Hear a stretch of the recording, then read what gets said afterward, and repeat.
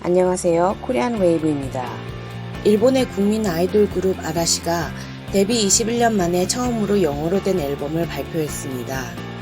아라시라 하면 20년 넘게 일본의 자니스의 소속 한국의 원빈이라 불리셨던 그분이 있었던 스마프의 계보를 이어서 일본의 국민 아이돌로 자리 잡은 그룹입니다. 그들은 솔직히 가수로서도 활동을 했지만 일본 연예계의 특성을 잘 보여주듯 예능 쪽에서 더욱더 활약을 하며 더욱더 인지도를 높였던 그룹입니다. 그랬던 그들이 연예계 생활이 힘들었는지 갑자기 은퇴 선언을 했습니다. 활동은 2020년까지만 하고 그 이후에는 각자 개인 생활로 돌아가며 개개인이 휴식기에 들어간다고 말했었습니다.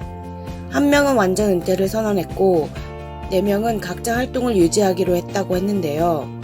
그들의 소속사 자니스는 일본의 유일무이한 제일 큰 대형 기획사이고 일본의 아이돌들은 다 자니스계 소속이고 텔레비전까지 장악해버리는 거물 기획사입니다. 마치 일본 아이돌 연예계의 거대한 신인 거죠. 그러한 자니스가 몇 년 전부터 방탄소년단과 K-팝 그룹들의 연이은 흥행을 보고 자극을 받았는지 K-팝 따라잡기에 바빴습니다. 예를 들면 방탄소년단처럼 그래미에 가겠다고 큰소리를 치던 스톤즈나 처음에 방탄소년단의 컨셉을 그대로 따라한 이름까지도 비슷한 탄도소년단이 유명하죠. 탄도소년단의 경우 처음에는 방탄소년단과 똑같이 컨셉을 만들어 초창기에는 인기를 많이 끌었었는데요. 근래에는 별로 실적이 좋지 않습니다. 멤버들의 스캔들과 여러가지 가십에 휘말린 그들은 실패했다고 밖에 생각할 수 없네요. 또 하나의 방탄소년단을 때릴 준비가 완벽하게 되었다는 스톤즈. 그들은 일본 방송에 나와 방탄소년단이 그래미에서 시상식을 받는 장면을 준비하며 자신들도 그래미에 꼭 가겠다, 상을 받겠다는 포부를 밝히자 패널로 와 있는 대한 외국인 같은 이미지?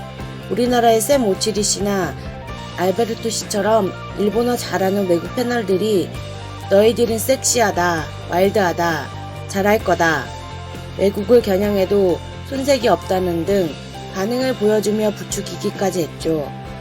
그런 그들도 일본에서만 흥행했을 뿐 해외에서는 미지근한 반응입니다.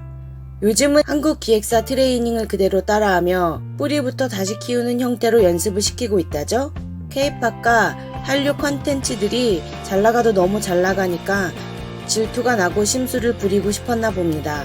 연이은 자니스 소속사 아이돌들이 실패하자 아이돌들의 조상적이고 국민 아이돌 아재들로 똘똘 뭉친 아라시가 출격한 것입니다.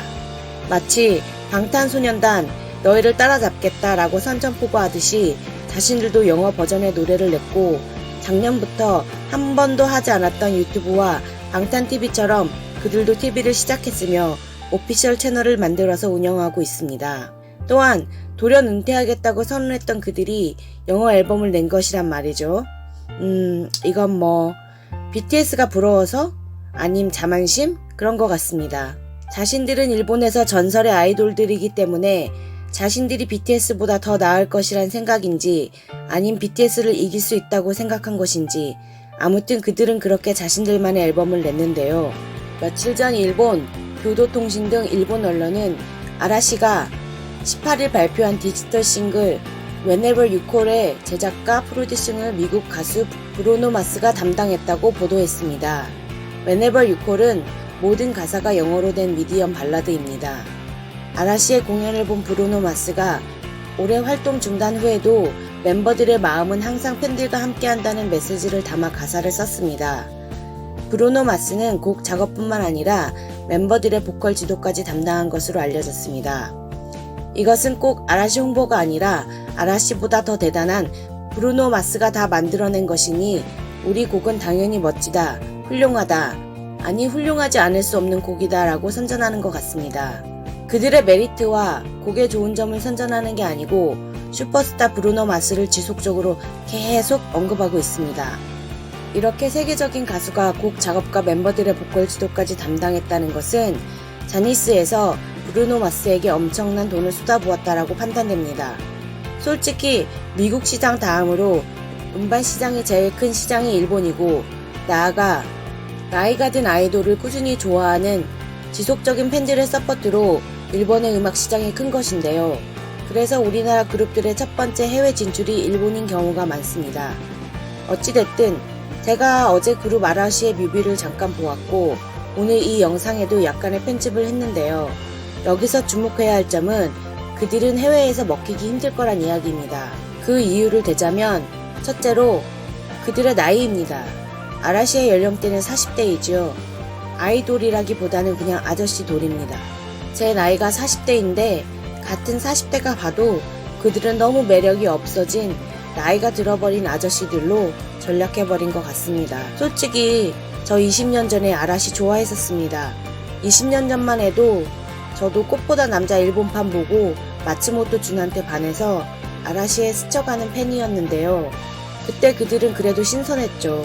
얼굴이 미소년이었고 순수한 비슷한 열정이 있었는데 근데 지금은 너무 베테랑들이 되어버려서 그런지 제가 자꾸 아저씨 해서 아라시 팬들한테 미안하지만 정말 산전수전 다 겪은 능글맞은 아저씨들이 되어버린 것 같습니다.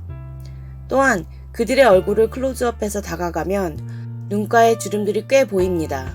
그래요. 그럼 과연 비주얼과 캐릭터, 콘셉이 미국과 해외에서 얼마나 먹힐까 생각해봅니다. 두 번째, 그들의 뮤직비디오 속 안무가 너무 형편없었던 것입니다. 각자 같은 곡에 따로 리듬 타는 느낌이랄까? 자신들은 칼 군무라 맞춘 것 같은데 뮤비를 자세히 보면 손 동작, 발 동작이 다 각자 따로 놉니다.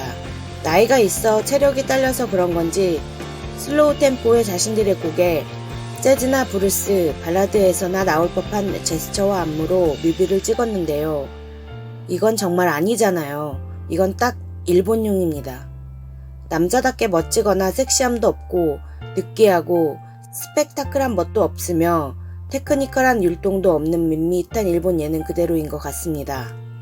셋째, 공식 오피셜 뮤비를 냈는데 자막 제공이 베트남어였습니다.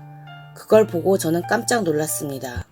오히려 해외에서 돈 더 많이 벌려면 중국이나 더 선진 아시아국들이 있는데 베트남이라니요.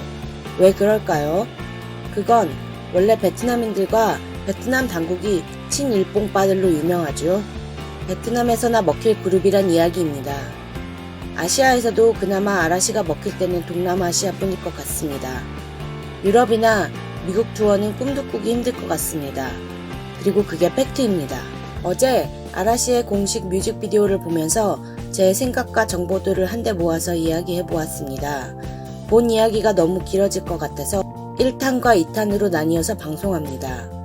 이상으로 오늘은 여기까지 마치고 내일 또 2탄을 올릴 테니 많이 기대해 주세요. 초보 유튜버라 미흡한 점이 많습니다. 양해 부탁드리며 본 영상이 마음에 드셨다면 구독과 좋아요를 꼭 눌러주시고 소중한 댓글 달아주시면 감사하겠습니다. 지금까지 시청해 주셔서 감사합니다.